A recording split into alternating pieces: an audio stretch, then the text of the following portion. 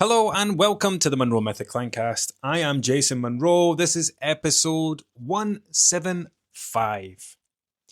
I randomly just grabbed this microphone because I had a thought in my head. And it's also pissing the rain.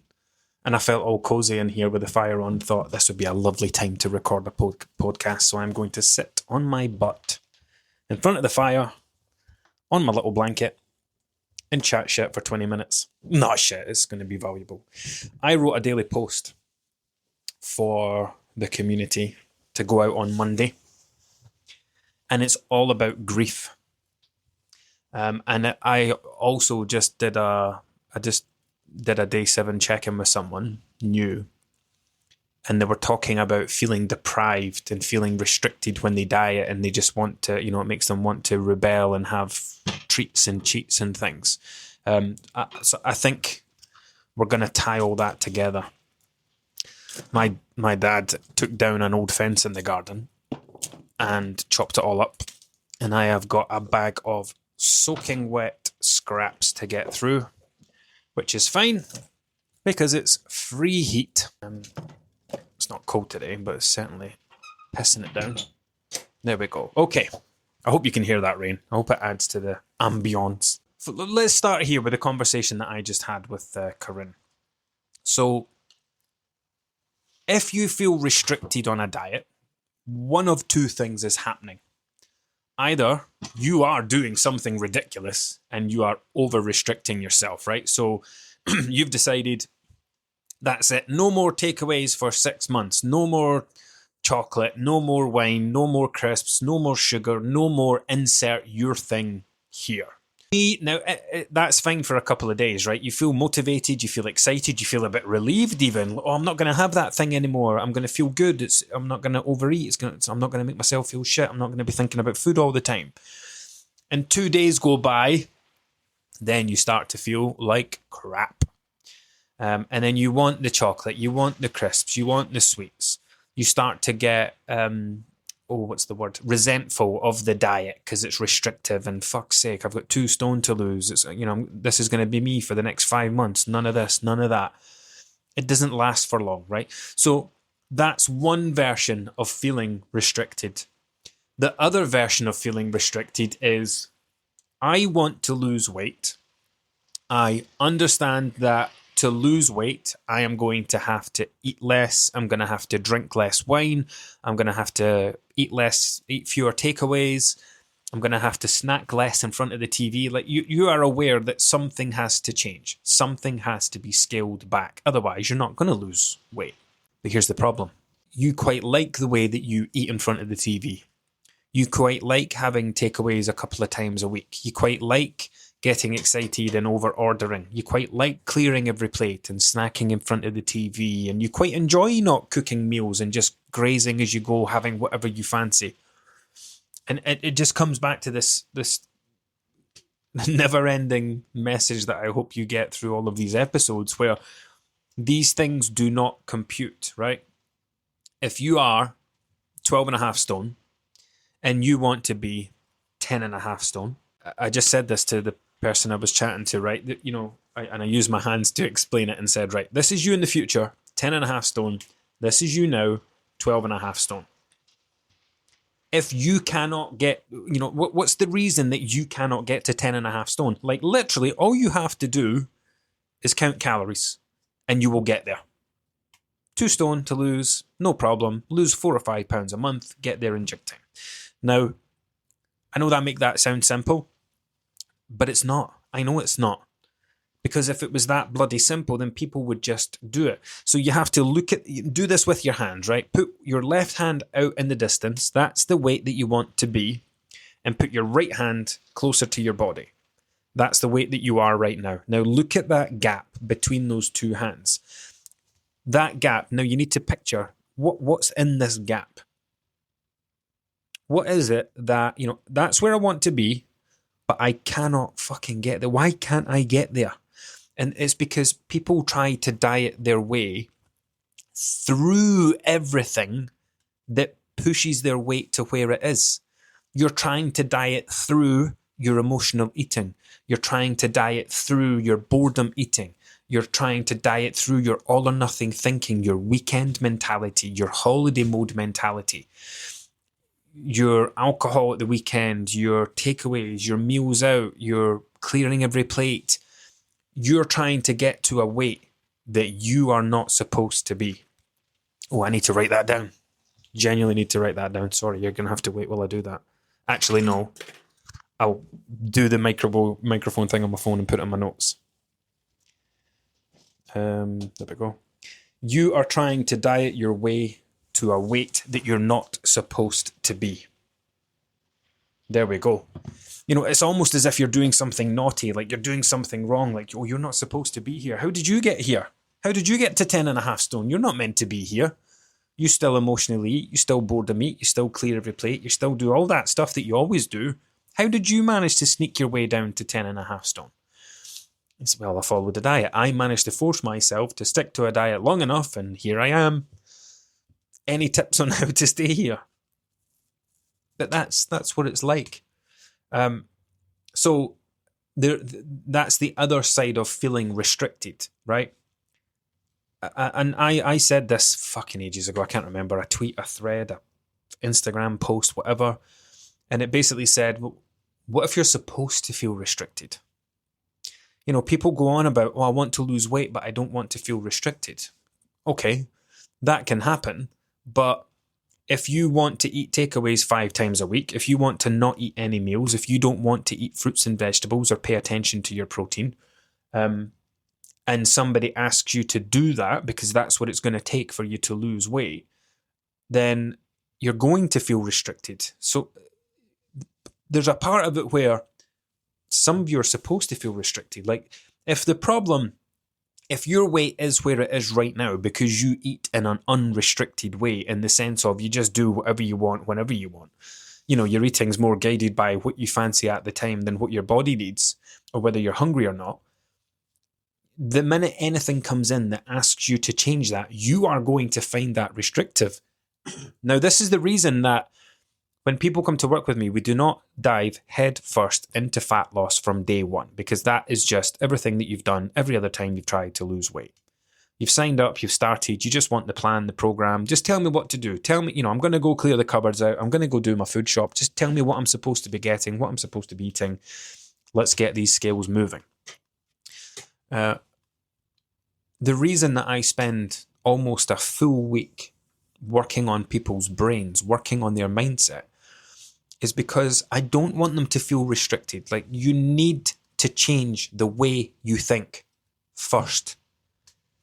That comes before anything. You don't change the way that you eat first. If I asked you to change the way that you eat, right? If I said to you, right, you're now going to start having protein and protein and fiber with every meal, you're going to have vegetables with every meal that it's realistic. You're going to replace a couple of snacks a day for fruit. You're going to stop eating when you start to feel full, blah, blah, blah. You would hate that. Yeah, just start doing that. Okay, and you'd manage it for a couple of days and be like, oh, this is shit. When do I get to eat crisps? When do I get to eat my usual family sharing size bar of chocolate? When do I get to do this? Like, what do you mean I can't sit when eat my dinner on my lap in front of the TV? I like clearing every plate. That's why you feel restricted when you're trying to battle with yourself to lose weight, right? There's the weight that you want to be, and then there's the way that you want to live. These two things are not compatible, because the way that you want to live is the reason that your weight is where it is right now. Again, I know I've probably said this a few times recently, because that's just how my brain works, and the way that the message kind of comes and goes as the year goes on. But there is no version of reality where you get to keep doing the same things and get a different result. And this is where the grief part comes into it. So this comes back to the daily post that I've written on Monday, because I've been thinking about this a lot. Grief should come with every weight loss journey. I'm going to go out on a limb and say that. I don't like talking in absolutes, but I think I've got enough experience now from the people that I've worked with to say that everybody who wants to lose weight for life has to accept that they're going to have to grieve. You are going to have to grieve for the way that you used to eat, The way that, again, it's just all the same shit I've said. You're going to have to grieve for the way that you socialized, for the way that you approached meals, for the way that you approached your eating. You're going to have to grieve for snacking all day or snacking in front of the TV, grieve for clearing every plate, for ordering 3 courses and drinks when you go to a restaurant, for ordering the big Domino's meal deal with the 2 large pizzas and 2 sides and a dessert and a bottle of fucking full sugar Coke or whatever. You have to go through a period of grief because those are things that you can't do anymore. This is why people feel restricted, because if I say to you, okay, you want to lose weight, well, here's a list of things you can't do anymore, you are immediately going to go, oh, geez, there's going to be pushback, there's going to be friction. You're going to hate that. You're not going to want to do any of that. And this is why in week 1, when I work with people, we have not chats like this, but it's not far off it. The message is still the same, but it's understanding that, okay, here is the weight that you want to be. Here are the things that you're probably going to have to do, not just over the next 6, 8, 12 months while you're losing that weight, but here is how you're going to have to live, right? You are 12.5 stone right now because here is the way that you do things. Here's the number of ways, the number of reasons that you find to eat. Here's the way that you think. Here's your justifications. Here's the way that you approach the weekends, etc. We can't do that anymore, right? You want to be 8 stone, 9 stone, 10 stone. If you want to be that weight, then what you have to do, what you have to be able to do, is get your head into a position where you want to act like that person. Now, of course, you don't know how to be your goal weight yet because maybe you've been there, but you've not stayed there. You don't know how to live like, again, we'll just bring it back to me. It's always easier for me to use myself as an example, okay? Blah, blah, blah, 20 years ago, 14.5 stone, right? I was 14.5 stone because I lived like a 14.5 stone version of me. I did not know how to be 11 stone. I knew how to get there. I knew that you followed a diet to get there, but I didn't know how to stay there.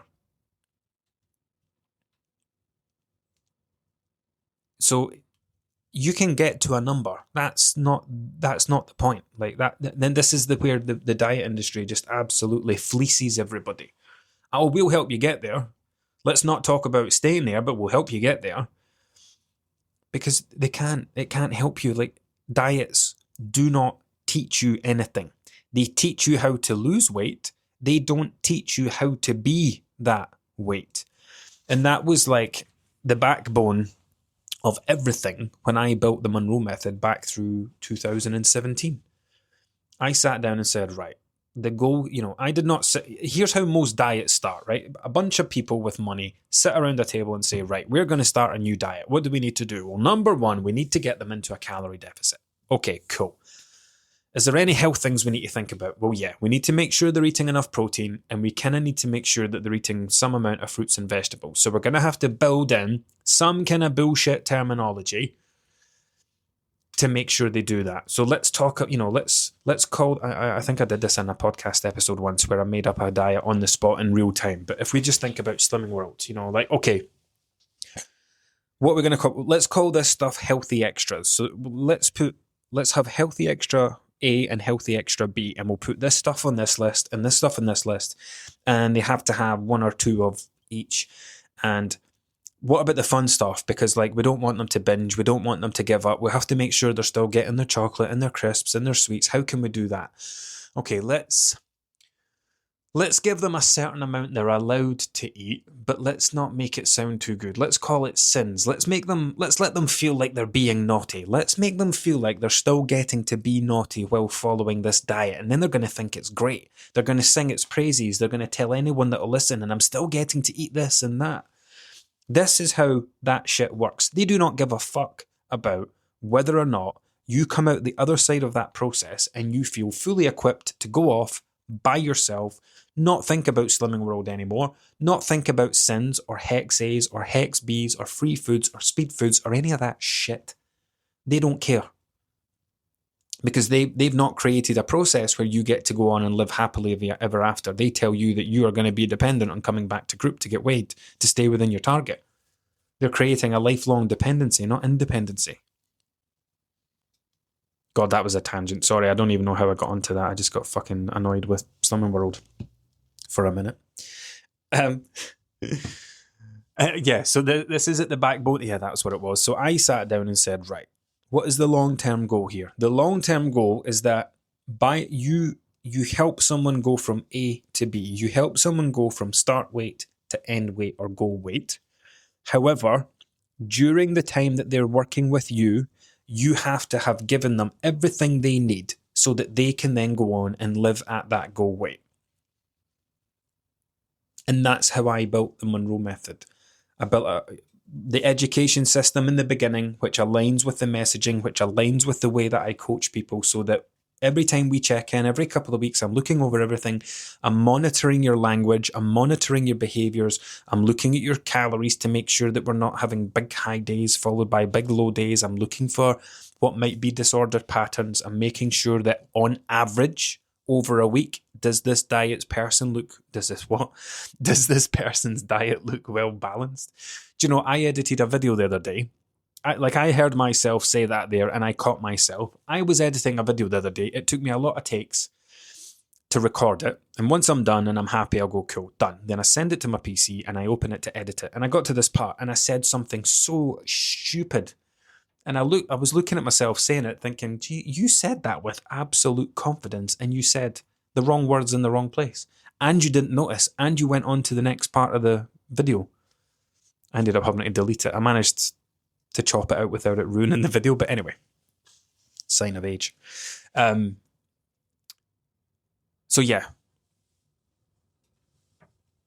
Everything that I do is about helping you become the future version of you. Like if I help you get to your goal weight, you know, if we spend 12 months helping you lose 4 or 5 stone and we get you to where you want to be, if you are not equipped to live there, if I have not spent those however many months teaching you and helping you and guiding you and, you know, calling you out on the things that you say, picking up on your language, pointing things out to you, helping you reframe things, looking at the way you speak about yourself and your behaviors and your habits and showing you different ways to look at it and think about it, offering different perspectives. All that will happen is you'll get to that weight and your old, you know, you'll just go back to, oh, I've been here before. This is what I did the last time I got to target. You know, somebody's just rejoined me today who was with me back in 2023. They said, I lost the weight I wanted to lose. I felt great and I left thinking I could do it by myself. And in hindsight, now that I've come back, I can look back on that and say that I just approached that like any other diet. I didn't adopt the mindset change. I didn't buy into the lifestyle change.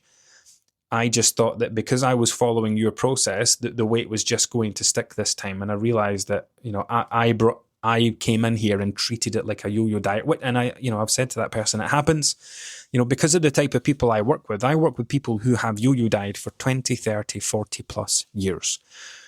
To expect yourself to just come and work with me and all of a sudden not be a yo-yo dieter anymore, like it doesn't work like that. You have to fully adopt the process. And again, everything that I'm talking about in this podcast episode, like you have to go through this stuff. You have to go through that period of grief. You know, if I help you lose 5 stone, let's say you're 15 stone and you want to get to 10 stone, and I help you get to 10 stone, and it takes us 12 months, and we get to the end and we're like, amazing, well done, this has been great, blah, blah, blah. If you still want to be the 15 stone version of yourself, like if you still go out at the weekend and want to eat the same way and drink the same way, if you still want to avoid cooking, if you're immediately just going to stop eating vegetables because you're now 10 stone, like I can't do anything about that. Like I do my absolute best to make, you know, and I repeat this constantly as the weeks go on. Remember, these things that you are doing, this is not just, I don't say it quite, it depends on the check-in at the time. Like I don't say it all the time. But it's like, you know, there'll be individual moments, occasions where it's like, see this thing that's happened. I want you to make sure that you are making the direct link between your weight is coming down right now because you are no longer doing X, Y, and Z like you told me you were doing before. And this is not just something that's going to help you lose the weight you want to lose and get to the weight that you want to be. This is the sort of stuff that is going to help you stay at the weight that you want to be. And it's just making sure that you're repeating these things regularly enough so that it cements into the person's brain, so that they are, whether they know it or not, they are going through that period of grief during the weight loss process. And they're having those light bulb moments and those realizations, and they say, do you know what, I can actually see it now. My weight was where it was because of the way that I used to use food, the way that I thought about food, the way that I used to count down to the weekend before I could let loose and all the rest of it. That's when someone goes through a successful weight loss journey, right? When it's all good and well you listening to a podcast episode and me telling you this stuff, right? You can sit there and nod along and go, yeah, okay, I need to not think like that anymore, and it's all right knowing that and nodding along. It's a very different thing to actually go through it, to actually go through that experience and have that light bulb moment and go, do you know what? Now I get it. I can sit and tell you this stuff till I'm blue in the face. I could put 3 posts out a day on Instagram talking about this stuff, and people nod along and they're like, oh yeah, I can see that. But everybody has that moment, or has to have that moment. Some do get it, some don't. They have to have that moment where they say, do you know what? It's been 4 months. I am 2 stone down, and it has just hit me. Like, it's just hit me. I'm lighter, I'm fitter, I'm breathing easier, my mobility's great. I now realise that the way that I was taking care of my physical and mental health before was exhausting me, was making me miserable, was making me feel like shit. I can see that now. And you get to that point. Like, I posted something last week on Instagram. It was a reel. 10 little things I do because I never want to be overweight ever again. And in the caption I said, I would find it extremely difficult to try and go back to the weight I was. In my 20s, it was so easy for me to be 14 and a half stone. So easy, effortless. Could have been higher if I didn't pull myself back. Now, I could not physically make myself do the things that I did in my 20s. I could not eat like that. The very thought of my stomach feeling excessively full makes me feel ill. The thought of going to bed with a heavy stomach and trying to sleep, the thought of waking up in the morning and still feeling full from the night before, that stuff gives me nightmares now. Like, I can't imagine doing that to myself anymore. But you might not be in that position yet. You might still be doing that. You might have woken up this morning when you've listened to this and you've overeaten last night and you're still full this morning and you're thinking about avoiding breakfast to try and undo it. The thing is, so I said this once before, and we'll end this one here because I feel like I've been talking for ages, but I said this once before that, people think that you have to be consistent or you have to learn how to be consistent and you have to be consistent for ages. You don't. You only have to be consistent enough for your current norm to no longer feel like the norm. So what I mean by that is, if you are overeating every day and you're waking up feeling the same every day, that's your normality. You don't know any different. That's just the way that you go to sleep. It's the way that you eat. It's the way that you wake up. As far as you're concerned, that's just how you feel every day. You're supposed to wake up with no energy, feeling sluggish and bloated and tired from everything that you've eaten the day before or the night before. When you go through a period of not doing that for 3, 6, 12 weeks, you develop a new normal. And something that comes up quite a lot when I get to people's check-ins, once we get like 2 or 3 months in, they'll maybe have one night where it's a super social thing or it's a big meal out and they get a bit carried away with it, and then we'll do a check-in and they'll say, do you know what, on Saturday night, I went out for a meal with some family that I've not seen for a while. They're a family of big eaters. They ordered lots of sides and I ate more than I have in all the time we've been working together. And I woke up on Sunday and felt awful. And it actually reminded me of how I used to feel every single day. And it just acted as a reminder that I never want to feel like that ever again. So it can often have that effect, right? You want to get to a point where, and this is this is all you need to, I'm making it sound simple, but this really is all you need to do, right? When it comes to being consistent, like stop thinking about, I need to be able to do these things every single day for 12 months to get to my goal. You only need to be consistent for long enough for your current norm to no longer feel normal. For you to get to that point where when you do wake up feeling like shit, it's a reminder of how you don't want to feel anymore, rather than just being, well, this is how I wake up and feel every single day. Oh, anyway, God, I'm glad I've got that all out of my head. I've dumped it all out now. I'll get back to my day. You get back to your day. Until next time.